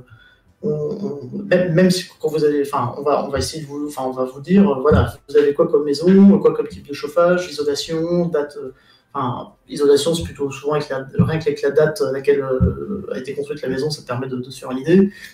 Et donc, du coup, voilà, on va essayer, si on voit que vous êtes vraiment, entre guillemets, entre guillemets, pas suffisamment de consommation, on va tout de suite vous dire, écoutez, enfin, voilà, on va pas vous dissuader de ne pas acheter, mais on vous dira clairement, attention, au niveau du retour sur investissement, ça peut être long. Et du coup, pour vous donner une idée, le retour sur investissement, avec 5 cartes, quand vous avez une maison qui va dans les 150 mètres carrés, par exemple, voire un peu plus, vous allez approcher en 4-5 ans, c'est-à-dire en une génération de board, vous allez les rentabiliser entièrement. Donc, c'est-à-dire que là, on était sur un prix pas loin de 15 000, 5 000, 7, 8, 9, 10, 11, 12, ouais, 12 000 euros. Et ben, ça c'est 12 000 euros, vous les aurez en 4 à 5 ans. Donc, voilà, si vous comparez typiquement ce genre d'investissement, donc on a dit de 12 000 euros à des installations justement de panneaux solaires photovoltaïques, qui en plus maintenant sont de moins en moins remboursés, ou de la géothermie, vous êtes un peu dans des prix similaires, sauf qu'au niveau du retour sur investissement, c'est quand même beaucoup plus sympa. Et en même temps, c'est parce que c'est du Bitcoin, il n'y a pas de miracle. Donc si vous êtes déjà fait cette idée que sur le long terme, c'était quelque chose qui avait encore beaucoup de marge de manœuvre, clairement, enfin voilà, nous on commence, enfin, nous on a des clients qui déjà maintenant, il y en a ceux qui savent déjà ces choses-là, entre guillemets, qui posent pas beaucoup de questions finalement, ils voient très bien leur intérêt. Alors en plus, si vous avez, après, si en plus vous avez, je sais pas, une piscine que vous chauffez l'été, on en a pas mal comme ça, en plus là vous augmentez l'uptime, c'est-à-dire que vraiment elle tourne toute l'année, pas seulement l'hiver et les mi-saisons. Donc voilà, la rentabilité c'est sur un Sato, c'est extrêmement variable. C'est vraiment, ça peut pas être rentable pour tout le monde dès le début. Et donc nous, notre but c'est que, c'est que ça sera rentable pour certaines personnes. Et largement, hein, clairement. Et ensuite, le but, c'est que nous, ensuite, on puisse petit à petit en faire de plus en plus de volume. Et puis, un jour, d'ici 10 à 15 ans, pouvoir vraiment commencer à baisser le prix, attaquer d'autres marchés et s'adresser à plus de monde. Mais clairement, pour le moment, c'est ce qu'il faut pour qu'on puisse vraiment bien démarrer ce projet, quoi. Donc, clairement, n'hésitez surtout pas, si vous avez, comme on vient de dire, une maison. Bon, même si vous avez 90 mètres carrés, ça peut avoir le coup de voir. Mais sinon, n'hésitez vraiment surtout pas à étudier avec nous, en fait. Prenez la décision avec, juste, entre guillemets, pragmatiquement, et en voyant, en gros, voilà, comment on pourrait s'attendre en fonction de divers scénarios. Et comme ça, voilà, nous, on veut que vous ayez tout en main. On ne joue pas nécessairement sur, justement, le coup de cœur, quelqu'un qui veut, le coup de cœur... un peu bizarre pour le dire, mais voilà, quelqu'un qui veut y aller sans réfléchir et puis qui se rend compte après coup, clairement ça ne vous intéresse pas parce que sur le long terme il n'y aura pas une très bonne relation. Donc voilà. C'est un peu l'idée d'avoir fait une community sale, c'est en fait c'est inviter les gens à venir nous rejoindre sur le Discord, et quand on les invite sur le Discord, c'est un moyen de bien valider avec eux leurs besoins. Puis après, pour revenir aussi sur ce que disait Alex, comme on ne peut pas faire des séries qui sont très élevées, très importantes, et qui nous permettraient d'abaisser les coûts, du coup, par contre, l'intérêt de faire des petites séries, c'est qu'on peut faire de la qualité. Parce qu'en fait, quand on est sur de la très haute qualité, la petite série a peu d'impact par rapport à la grosse série. Donc c'est pour ça qu'on a un marché qui est assez niche, mais qui permet d'avoir un produit de très haute qualité et qui sont sur des quantités qui sont restreintes, ça marche très bien. Et après, j'ai vu des questions qui étaient assez intéressantes. Ouais, alors, il y en a une. Alors, est-ce que les hashboards sont maison, c'est-à-dire que c'est vous qui les créez pour qu'ils s'intègrent au mieux au système?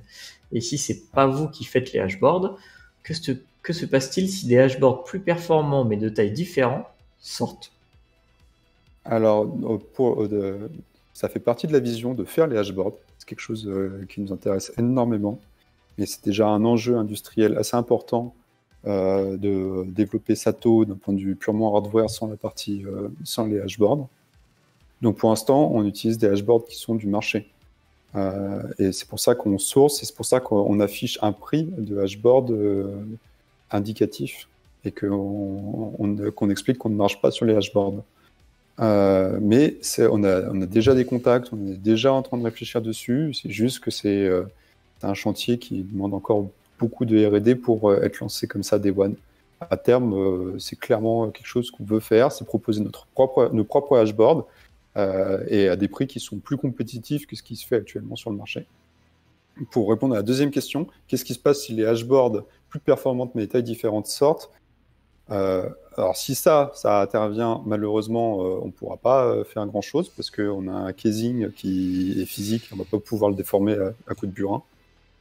Mais par contre, ce qu'on a constaté, c'est que ces dernières années, on tend vers un casing qui est avec une forme qui est assez standard, mine de rien.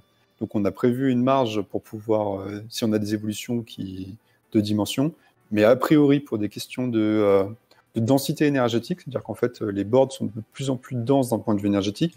En fait, on serait presque amené à l'inverse, à avoir des boards qui sont de plus en plus petites, sinon on va avoir des problèmes d'alimentation sur le matériel. C'est-à-dire qu'il va falloir passer sur du triphasé ou des installations bien lourdes d'un point de vue industriel pour pouvoir continuer d'alimenter des petites boards, des grosses boards, si on veut augmenter la taille et augmenter le hash rate qu'il y a dedans. Okay. Il y a très peu de chances que les boards fassent le double de leur taille. Enfin, et de toute façon, on pourrait mettre des boards beaucoup plus grosses que celles qu'il y a actuellement. Et comme vient de dire Camille, pas si long terme que ça quand même, mais je dirais sur 3-4 ans, il est au V5, hein, mais l'idée ce serait d'avoir nos dashboards avec notre format. Quand on dit nos dashboards, on précise bien, c'est pas nos ASIC, c'est-à-dire qu'on utiliserait des puces des constructeurs classiques parce qu'on on va pas être un nouveau Bitmain non plus. Hein. Ça demanderait vraiment, c'est encore un autre niveau. C'est vraiment des dashboards, c'est-à-dire qu'on prend juste on peut acheter des petites puces individuellement, et en fait on se fait notre carte. Et donc comme ça on choisit en termes de watts combien on veut, quoi. On ne serait pas forcé par une dashboard de 80 puces et 1000 watts, quoi. Donc je précise pour ceux qui se diraient les mecs qui font de l'ASIC. C'est ça pour déjà les dashboards c'est compliqué, ça paraît déjà un peu extraterrestre, mais c'est pas des ASIC. Venir sur la piscine, c'est extrêmement intéressant la piscine avec Sato parce qu'en fait on a tendance à plutôt chauffer la piscine en été, pas trop en hiver. Ça dépend après où est-ce que tu es géographiquement. Mais du coup, en hiver, tu vas plutôt avoir tendance à chauffer ta maison, qui est plutôt logique, quoi. Il fait froid, tu chauffes ta maison avec ta chaudière, et Sato soutient le chauffage de la maison. Et à partir du moment où ça va se réchauffer un peu dehors, on va avoir tendance à moins utiliser le chauffage. Et en fait, naturellement, c'est là où on va pouvoir commencer à utiliser la piscine. Alors, typiquement, en ce moment, ça serait, vu le beau temps qu'il fait, on pourrait presque commencer à chauffer. Et là, quand on regarde les graphiques de consommation, on a une consommation sur toute la partie hiver, fin d'automne, début printemps, qui est élevée en termes de consommation pour le chauffage. Et dès qu'on finit sur cette partie-là, on va commencer à chauffer la piscine. Donc on va avoir un relais de consommation qui va directement être transmis, les calories vont être envoyées dans la piscine. Et ça fait qu'on exploite de manière très intéressante la puissance de minage. On va miner quasiment toute l'année, à 98%. Ça va vraiment augmenter votre uptime de manière conséquente, quoi. Okay. Et ça, c'est un super combo, finalement. Bon, après, c'est pas pour autant qu'il faut vous amuser à construire une piscine juste pour faire tourner votre Sato l'été. Hein. J'ai pas comment ça que ça crache? L'idée est pas mal. Menu, du coup. Est-ce que les autres ça crache? Parce que moi j'ai eu un gros crash sur le. Ah mince. Si dans le chat vous pouvez le dire. C'est revenu rapidement, ça? Ouais, c'est revenu pour moi, mais j'ai eu un moment. Je sais pas si c'est moi, mais. Ok.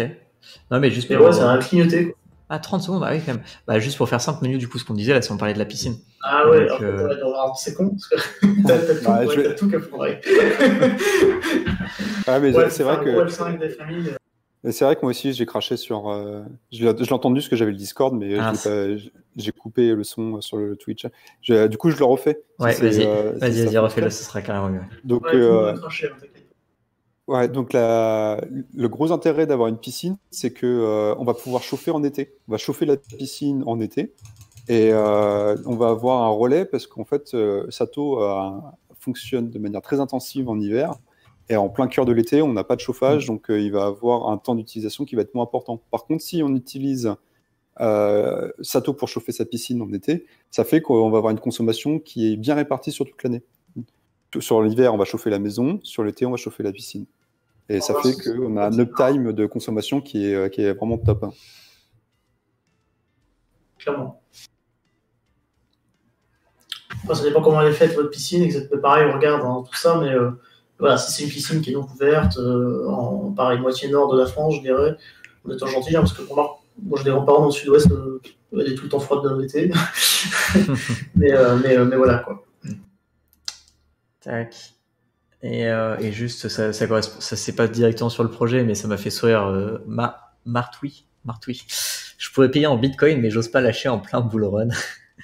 Alors, tu peux payer en Bitcoin. On a des moyens de paiement en Bitcoin, il n'y a pas de souci. Mais ouais. Et on a cherché à faire un système de paiement un peu plus compliqué pour payer en Bitcoin sans lâcher tes Bitcoins maintenant. Et on a vu que la technologie n'était pas au point et on n'avait pas envie de mettre en péril les Bitcoins des gens. Ouais, en fait, pour ceux qui suivent, on peut utiliser ce qu'on appelle des DLC, des Discrete Log Contract. Ça permettrait de faire une sorte de truc où en fait, ça serait trustless, c'est un layer de Bitcoin, et ça permettrait en gros de mettre vous mettrez des Bitcoins en collatéral, et on se mettrait d'accord pour se dire, ok, on prendra le prix, mais du Bitcoin dans un an, quoi.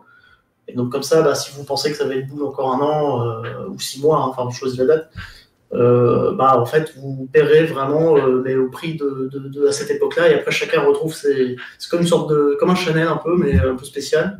Enfin, malheureusement, on a discuté avec Nicolas Dorier, par exemple, qui est un des mecs qui bosse bien là-dessus. L'aspect qui est vraiment hyper encore en développement, c'était trop expérimental.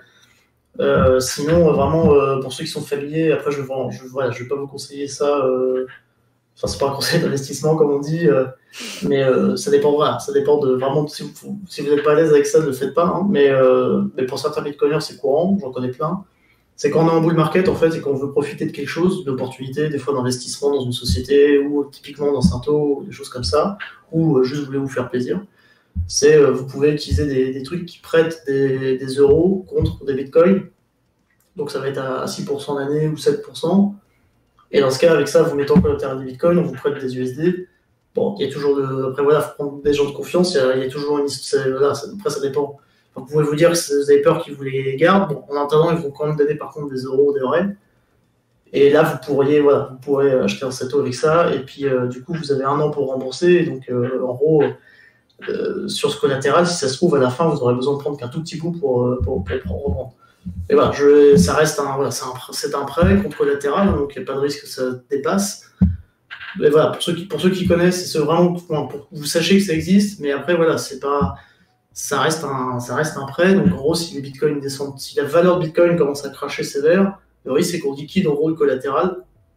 Et puis voilà quoi. Donc vous aurez un Sato. Mais bon, si c'est pas ce que vous vouliez, faut pas le faire. Et puis il y a quand même les 6% d'intérêt. Donc voilà, ça dépend complètement de ce qui se passe. C'est sûr, si ça fait x2, ça va. Ouais, ce principe de pouvoir emprunter et mettre au collatéral ces cryptos. Moi, je vous dis ça, je le fais personnellement. Je conseille pas un truc que je ne ferai pas. Je le fais personnellement pour plusieurs raisons. Je connais pas mal de bitcoiners de la vieille école qui font ça aussi. C'est-à-dire qu'en fait, les mecs préfèrent. En fait, ils veulent jamais vraiment vendre leur bitcoin, leur BTC. En plus, t'as pas d'impôt quand tu fais ça d'ailleurs. Enfin, pas tout de suite. Et alors, l'idée, c'est qu'on veut tellement pas vendre nos BTC, mais que des fois, on a besoin quand même de cash. On préfère en fait emprunter du cash. Et à chaque fois, comme Bitcoin monte, l'année d'après, on remprunte du cash avec les mêmes Bitcoins pour rembourser le prêt d'avant, pour en faire. Et bref, c'est à 6% l'année, ça paraît fou, mais en fait, comme Bitcoin te fait des 200, 300, bref, je sais que de temps en temps, tu parles un peu trading ou investissement, des trucs comme ça. Donc honnêtement, sachez que dans les gros Bitcoiners à l'ancienne, on est beaucoup à... C'est pas des prêts dangereux dans le sens habituel, tu sais, où c'est collatéralisé, hein, 100%, voire 150% en général. Mais c'est un way of life, quoi. Faut kiffer. Voilà. Ceux qui ne savent pas, c'est une petite. Je pense qu'il y aura moyen de faire une soirée là-dessus, justement, parce que je pense que ça intéresserait plus une personne. Je pense déjà qu'il y en a pas qui sont forcément au courant de ce genre de choses, mais ça pourrait intéresser plus une personne. Moi, je sais que j'ai un petit groupe justement de personnes crypto avec qui on aime bien se retrouver sur Paris régulièrement pour boire un petit coup et discuter, crypto. Et dedans, il y a un ancien justement qui est là depuis de nombreuses années et qui a atteint un seuil où en effet, en fait, chaque année, il fait un emprunt. Il dépose une partie de ses bitcoins en collatéral, il reprend des USD et en fait, il vit là-dessus toute l'année. Et voilà, il a plus jamais sorti ses bitcoins en fait, il a plus besoin de le faire et il vit avec ça et il rembourse ses emprunts avec l'augmentation de bitcoin en fait sur l'année qui suit. Donc c'est un mode de vie particulier, mais en effet ça existe. Mais ça pourrait carrément être l'objet d'une soirée entière, ce truc-là. Mais ouais. Ça se passe comment au niveau des impôts? Alors, quand tu contractes un emprunt, tu peux pas être imposé parce que c'est considéré il n'y a pas eu d'événement fiscal en fait. Et d'ailleurs, il y en a pas mal qui jouent avec ça de manière un peu abusée et des fois ça ne plaît pas au niveau fiscal. Mais en gros, ce qui se passe, c'est que comme tu as mis tes bitcoins en collatéral, c'est pas comme si tu avais vendu. On ne calcule pas de plus-value, il se passe rien, tu as juste des euros et tu les utilises. Par contre, en général, après ça dépend avec qui vous le faites. Des fois ils vous disent des fois ils donnent une limite de temps, ils disent en gros par contre dans un an il faut rembourser. Donc en gros, soit vous remboursez, je sais pas, avec d'autres revenus, hein, vous n'êtes pas obligé de vendre les bitcoins qu'il y a dessus. Hein. Soit vous avez des revenus sur le côté et vous remboursez cet emprunt comme ça. Soit par contre, si vous touchez au collatéral pour rembourser, c'est-à-dire que là, dans ce cas, vous vendez une partie, là, on va vous dire de déclarer sur la partie que vous avez vendue pour rembourser le prêt. Et aussi, dans le cas beaucoup moins favorable et moins sympa, c'est si le prix descend trop, comme on a dit, c'est surcollatéralisé parce que là, il faut le faire, hein, d'ailleurs, il faut bien collatéraliser. C'est-à-dire qu'en gros, parce que sinon, comme Bitcoin, ça fait facilement moins 20, moins 30%, dès que le truc il tombe un peu, il vous liquide. Et là, quand il vous liquide, c'est un peu double peine parce que souvent vous n'êtes pas content. Ils prennent peut-être 5% de plus. Et en plus, du coup, vous êtes obligé de déclarer puisque ça revient à une vente. Donc là, attention à ça, quoi. D'ailleurs, j'aurais dû vous. Voilà, quand on parle de ça, c'est pas hyper important.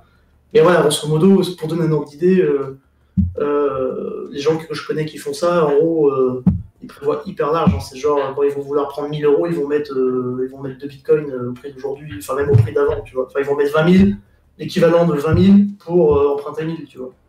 Pour vraiment être sûr que même si il faudrait que le prix fasse un truc qui s'est jamais vu pour qu'il y ait une vente forcée. Et du coup, tant que c'est pas vendu, c'est pas imposable. Et donc, il y a ceux qui font en fait des prêts qui remboursent d'avant, etc., qui font à chaque fois ce qu'on appelle des sortes des allers-retours comme ça. Ils payent jamais d'impôts et les mecs ils vivent avec, quoi. Ça c'est un peu ouf d'ailleurs. Non, c'est vrai que c'est un sujet c'est un sujet à part entière. Mais je retiens, tu m'as bien informé là-dessus. Si jamais on fait une soirée là-dessus, je te proposerai. Mais non, c'est vraiment un sujet à part entière qui est super intéressant au niveau fiscalité. Et puis en plus, tu touches du doigt un petit peu pas ce mythe, mais de vivre 100% crypto aussi, du coup, entre guillemets. C'est-à-dire que comptablement parlant, tes avoirs sont crypto, quoi. Comme justement le fait d'emprunter ne déclenche pas l'acte d'imposition. Avec un moment une conversion crypto-monnaie fiduciaire, flat tax. Tu l'as si jamais tu rembourses en vendant tes cryptos. Par contre, si tu rembourses en fiduciaire, tu l'as pas. C'est un remboursement de crédit en fiduciaire. Et du coup, on relibère tes cryptos qui sont en collatéral. Sinon, une autre solution, c'est de refaire un crédit crypto et d'utiliser une partie, vu que tu pars du principe que Bitcoin a augmenté sur la période où tu as fait ton crédit. Donc, quand tu refais ton crédit crypto, tu vas avoir, pour le même quantité de crypto mis en collatéral, plus de fiat, qui va permettre de rembourser ton ancien crédit et d'avoir à nouveau de la liquidité pour faire des choses que tu as envie. Donc, en fait, si tu pars du principe que Bitcoin monte dans le temps, et que tu collatéralises tout le temps la même quantité de crypto, en fait, tu peux rembourser tes crédits passés, tu peux avoir plus de monnaie à chaque nouvel événement où tu dois rembourser ta dette passée et tu recontractes un nouveau crédit, en fait. Tu peux, je sais pas jusqu'où tu peux aller, tu peux peut-être faire 10 ans comme ça, j'en sais rien. Un jour, voilà, faut... Et puis, donc déjà, faut pas oublier qu'à chaque fois, tu prends un intérêt de 6 à 8% par an. Bon, tu vois, ça marche parce que c'est Bitcoin, en fait. Hein. Parce que le truc, comme Bitcoin, lui, il rigole pas, il fait des 200%, voire des 2000% dans certains bullruns. Ton 6% d'intérêt, ça vaut largement le service de pas te faire chier avec des impôts ou des trucs comme ça. Alors, pareil, là, on dévie super à mort, mais fiscalement parlant, honnêtement, je vais dire comme tout le monde, faut que tu vois vois si tu connais un avocat ou quelqu'un qui est dessus. Moi, je connais une personne qui est connue dans l'écosystème qui s'appelle comment il s'appelle Disto. Bref, c'est un avocat qui se connaît super bien, qui qui du coup est dans l'écosystème depuis un bon moment, qui lui clairement m'a confirmé que ouais, c'était largement faisable, quoi. Enfin, c'était entre guillemets pas embêtant. Il faut juste qu'en gros, faut faire gaffe à pas faire ce contrat avec n'importe qui un peu shady. Bon, déjà, faudrait pas parce qu'il y a un risque que le mec se barre quand même avec tes bitcoins. Et en gros, si vraiment le contrat est fait de telle manière où t'as jamais à le rembourser, enfin, bref, faut pas peut-être pas abuser en fait à fond trop non plus, mais si ça reste raisonnable, enfin moi pour moi je l'ai confirmé avec un avocat, mais voilà, ça vaut ce que je dis, donc clairement à toi de, enfin sachant cette petite info, explique voilà qu'est-ce qui se passe si je fais un prêt en mettant collatéral, etc. Et en général même un avocat qui est pas forcément crypto à fond, il va comprendre parce qu'en fait c'est un truc qu'on fait souvent déjà dans le milieu souvent dans le gros milieu des startups avec des mecs qui mettent leur part en collatéral, quand ils ont des... Alors c'est pas start-up, hein, pour le coup, c'est plutôt des boîtes qui ont des actions en bourse. Et typiquement, par exemple, Elon Musk, il fait que ça depuis des années. C'est-à-dire qu'en fait, il met des actions Tesla à la banque, et il leur dit sur ça, je veux emprunter 10% de la valeur du collatéral de mes actions. Et en fait, il vit que sur des emprunts. Puis comme les actions Tesla, bah, ça fait x 10 000 tout le temps. Enfin, c'est un genre de Bitcoin, mais comme ça, bah, il vit tout le temps à crédit. Et du coup, il vend jamais ses actions. Et la banque veut bien, parce que comme Tesla a fait une IPO, elle peut liquider sa position. Elle peut vendre ses actions, quoi. Donc, tu vois, c'est un truc qui est connu qui était à la base pas un truc du monde crypto, plus un monde gros patron, compte départ de boîte cotée, quoi. Ok. Est-ce que vous avez encore des questions sur le chat à propos de Sato, à propos de tout ce qu'on a parlé en tout cas durant la soirée? Une banque espagnole a accordé un prêt à un client avec de la crypto en collatéral. Ouais, j'ai cru en entendre parler de ça, mais ça va être encore des cas assez rares, je pense. Une banque traditionnelle, ouais. En tout cas, ce sera pas en France que ça va arriver, pas tout de suite en tout cas. Ouais.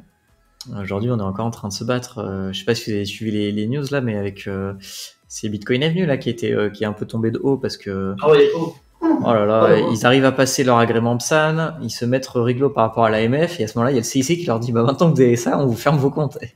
C'est hallucinant. Oui. Ah bah du coup, vous faites de la crypto pour on ferme. C'est ça, c'est-à-dire qu'ils avaient réussi à obtenir leur compte et finalement ils le perdent parce qu'ils se sont mis réglo par rapport à. Enfin, c'est hallucinant. Enfin, bref, ça aussi, c'est un autre sujet. La fiscalité en France, pas uniquement au point de vue de l'imposition, mais juste au point de vue de comment ils accueillent les startups crypto. D'ailleurs, vous n'avez pas été trop emmerdé avec le développement de Sato? Le fait que vous ayez une entreprise qui faisait autre chose que la crypto avant a aidé dans tout ça, j'imagine? Non, c'est pas embêtant parce que nous, on est un peu dans la position de Ledger, si tu veux. Justement, ça fait partie du fait de ne pas vouloir être custody. Ouais. C'est que nous, on vend des outils, en fait. On vend un outil pour... Et entre guillemets, après, voilà, tu présentes ça comme tu veux, mais nous, on vend une chaudière numérique. Nous, on vend ça, après, ça dépend qui t'en parle. Si on veut pas poser, on veut pas des fois que les mecs aillent dans le détail, si tu veux. Même si on sait qu'en dans le détail, on peut leur prouver par A plus B que c'est bon. Ouais. Et en gros, on leur dit, on fait une chaudière numérique, c'est du calcul, quoi. C'est une chaudière qui utilise de la chaleur émise par du calcul informatique. Okay. Alors, c'est sûr, si tu dis Bitcoin, le mec, il va tout de suite s'imaginer des trucs. Et puis, dans ce cas, si tu dis ça, faut lui expliquer non. Regardez, déjà, vous avez remarqué aussi qu'on entre guillemets, on vous l'expliquer, on vend Sato et des cartes.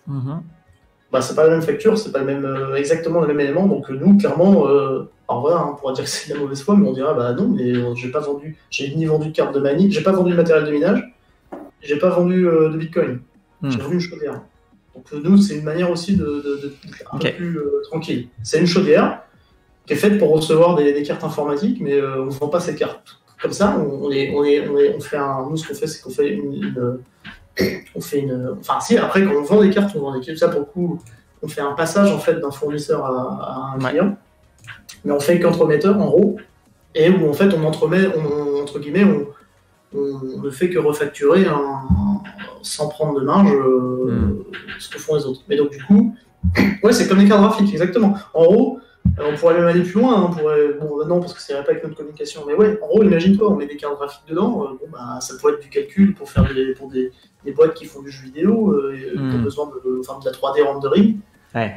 et voilà. Enfin, du coup, nous, on est un peu comme Ledger, c'est-à-dire que tu as des cryptos dans l'univers du produit, mais t'as pas de. Mais clairement, le truc, c'est un outil. Donc, on vend pas de crypto, on vend pas de services liés aux crypto. Ok. Et donc, du coup, on passe, entre guillemets, à travers énormément d'emmerdes, quoi. Et donc, du coup, au niveau bancaire et tout, bah, ils ont rien à nous dire, quoi. Après, je dis pas qu'on n'est pas à l'abri que les mecs fassent une erreur d'interprétation, Ouais. au début tentent de le dire, et puis il faut qu'on leur explique, parce qu'ils vont voir un moment Bitcoin, ils vont faire oula, ça y est. Mais techniquement, ils peuvent. Voilà, nous, comme on vend des chaudières, on n'a pas à faire du KYC à AML pour vendre des chaudières, quoi. Ouais. Et puis en plus, c'est clairement, clairement, un mec qui mine, tu peux pas dire que les revenus sur minage, c'est du marché noir. Et le mec, il a des. On sait par nature que quand tu mines, bah, tu es en train de créer des bitcoins. Donc, je veux dire, tu vois, c'est des bitcoins neufs, quoi. Donc, tu vois, bref. Okay. Non, mais bon, on reste quand même super vigilant, attentif, parce que des fois, même en étant de bonne foi et tout, etc., bah, ça suffit pas. Ouais, je comprends, ouais. Ok. Oh, mais super intéressant. Super intéressant. Ok. Très bien. Bon, bah, je pense qu'on va, sauf si vous avez encore des questions sur le chat, mais sinon, je pense qu'on va conclure la soirée ici.